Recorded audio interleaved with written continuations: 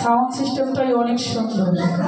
আপনারা এই দাদাকে একটু আশীর্বাদ করবেন, দাদা যেন এই পদ্ধতিতে এই সাউন্ড সিস্টেম এই কাজ করে যেন সে তার জীবনে এগোতে পারে, এই পথে যাতে অতীত হয় এবং ধর্মপথের মধ্যে থাকেন।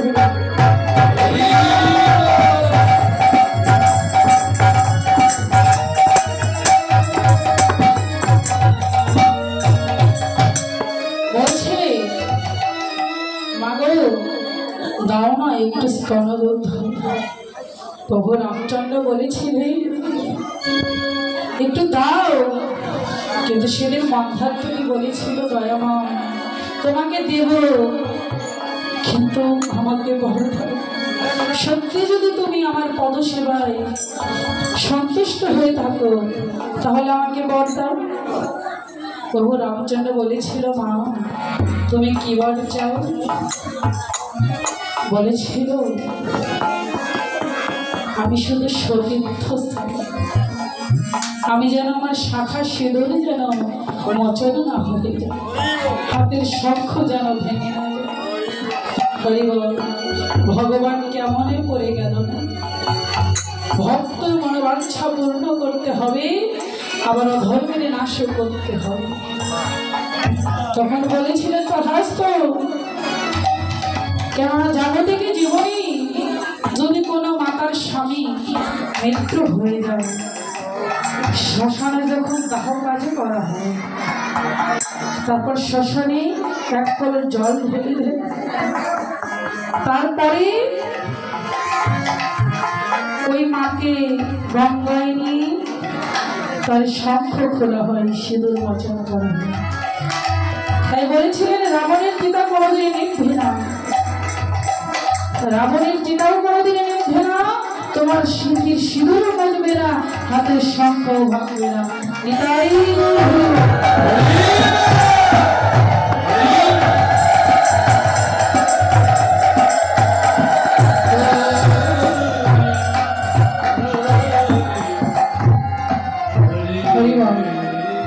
তাই আজকে প্রভু এই কলিযুগের মাঝে এসেছে। তো দেখুন মানুষের 4টি সন্তান হয়, তাই না? তো 4টি সন্তানের মধ্যে বা 2টি হোক, দেখবেন যে সন্তানটি সবচাইতে দুর্বল তার প্রতি পিতামাতা একটু করুণাটা বেশি হয়, তাই না? তো আমরা কলির কামন্ত সন্তান, তো তাই প্রভু এবার চিন্তা করলেন এদের তো আমার রক্ষা করতে হবে, সন্তান যেমনই হোক রক্ষা করার দায়িত্বটা আমাকে নিতেই হবে। কেননা 100 বছর আয়ু, এই 100 বছরও কিন্তু কেউ বাঁচে না, তাই না? এই 50-60 হলেই বুক ব্যথা শুরু হয়েছে, আর কি হয়েছে ভেবে স্ট্রোক হয়ে যায়। এই 100 বছর আয়ুর মধ্যেও 50 বছর বাঁচে, তাই না? বলবেন কিভাবে? তাই তো বললে 100 বর্ষ আয়ু যদি ভাগ্যবানে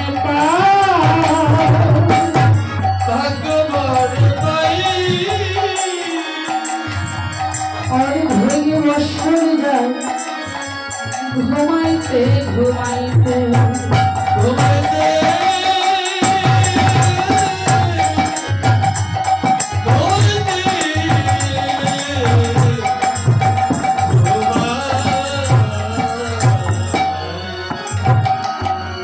অর্ধেক বছর ঘুমাইতে যায়। কিভাবে? দেখুন 12 ঘন্টার দিন আর 12 ঘন্টা কিন্তু রাত নয়, তাই না? সায়েন্স প্রমাণ করে গেলেন, বলেন 24 ঘন্টাই একদিন। তাহলে এই যে 50টা বছর আমরা ঘুমাই কাটাই, বাকি থাকে 50 বছর। কি বললেন? শিশুকাল গেল মায়ের কোলে,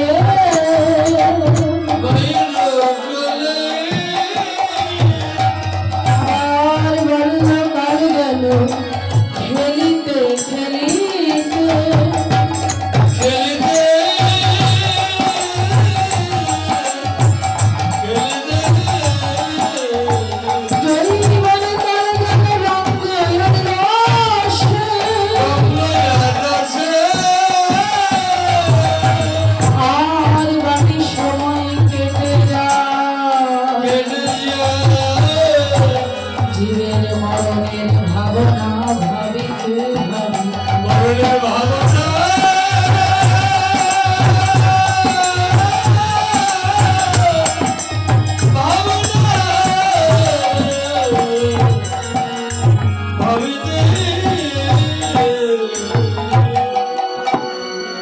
তো দেখুন সত্যযুগে মানুষের আত্মাটা ছিল অস্থিগত প্রাণ, তাই না বাবা? মানে মানুষের আত্মাটা ছিল এই হাড়ের মধ্যে। এই যুগে ধর্ম ছিল যজ্ঞ করা, হোম যজ্ঞ ব্রত। ত্রেতা যুগে মানুষের আত্মাটা হলো মজ্জাগত, মানে রগের মধ্যে। আর দাপর যুগে মানুষের আত্মাটা হলো রথিগত, মানে রক্তের মধ্যে। আর এই কলিযুগে মানুষের আত্মাটা কোথায়? অন্নগত। অন্নগত প্রাণ, ইন্দ্রিয়গত মন। তাই ভগবান চিন্তা করলেন এত কম সময়ে জীব পাণ্ডিত্য অর্জন করবে কবে, গৃহকর্ম কবে করবে, আর গুরুকর্মই বা কবে চলবে। তাই এবার এই জীবকে উদ্ধার করবার জন্য ওই গোলকের হরি গোলক ছাড়ি কৃষ্ণ নামের নামে মাথায় লয়ে ভোলাই দিয়ে করাবেরি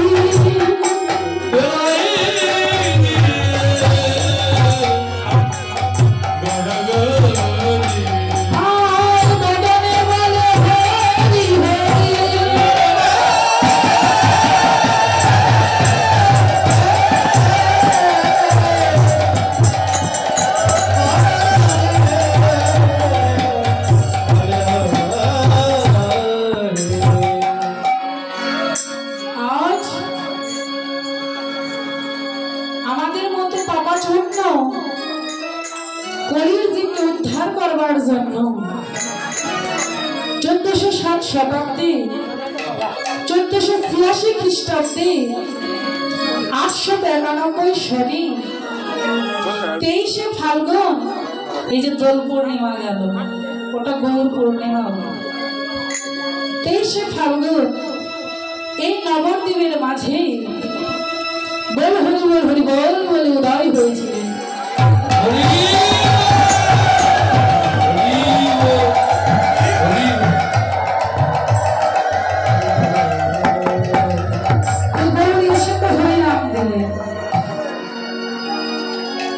আর যদি গৌরী এসে হরি নাম দিলেন আর সকলে হরি নাম নিলেন, তো মহাপ্রভু আমার হরি নামে বিভোর হয়ে আছে।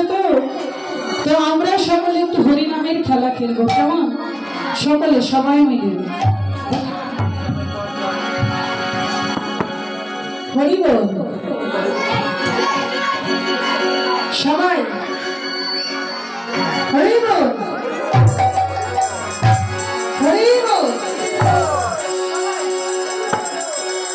আমি তো পারি না, তাই আপনারা একটু আমার সঙ্গে বলবেন, কেমন? হরি বল। প্রেমানন্দ একবার হরি বল, হরি নামের বন্যা যে এলো,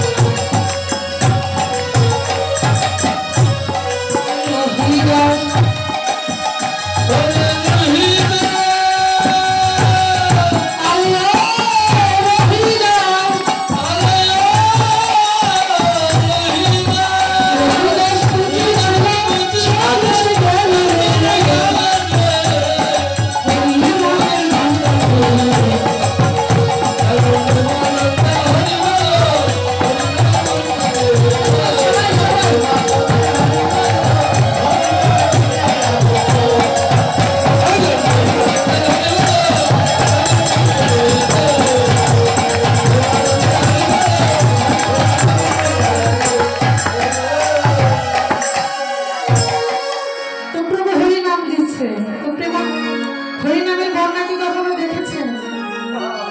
এই যে বন্যা শুকনা জায়গায় ভেসে যায়, তাই তো? হরিবল। তো হরিনাম দিলেন কেন? তো দেখুন, অঘ্রাণের মতো হয় না মাস, দুর্বার মতো নাই ঘাস, কার্তিকের মতো নাই কায়া, সন্তানের মতো হয় না মায়া, পূর্ণিমার মতো নাই রাত্রি, মানুষের মতো হয় না জাতি, ঘৃত তুল্য নাই খাদ্য, মৃদঙ্গ তুল্য হয় না বাদ্য, গোলকের মতো নাই ধাম, আরে মধু মাখা কৃষ্ণ তুল্য হবে না এর নাম।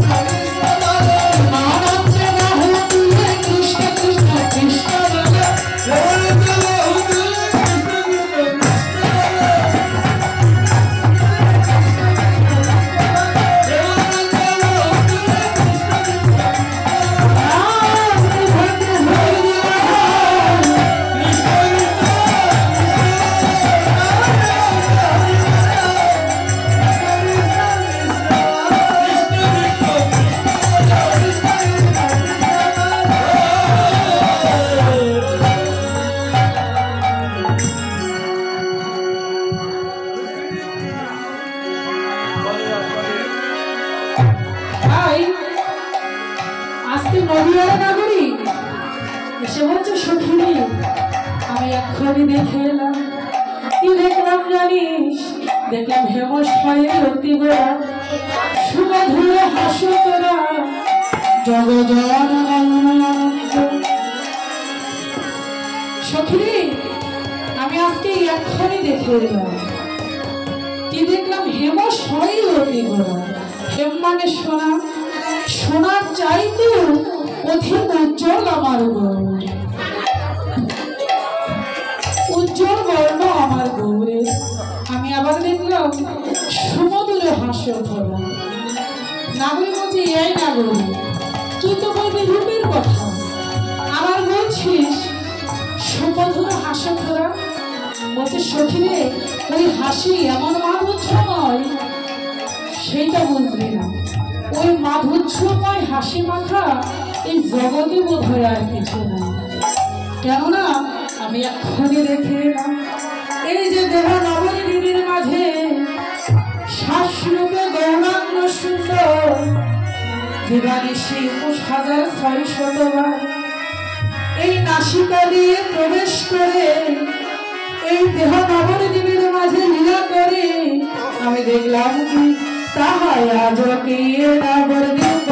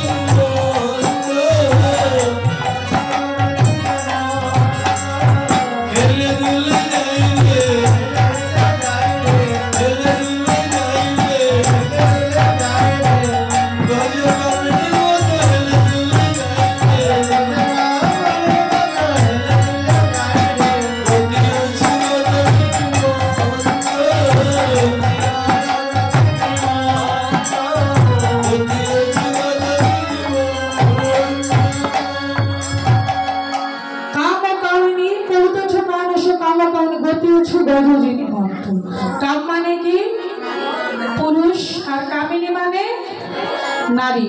তো মহাপ্রভু আজকে যেন দুইটি ভাবের উদয় হয়েছে, মানে কামিনী স্বভাব হয়েছে, নারী স্বভাব হয়েছে। মায়েরা মাথায় ঘুমটা দেন। আজকে মহাপ্রভু নিজেই ঘুমটা দিলেন। কেন?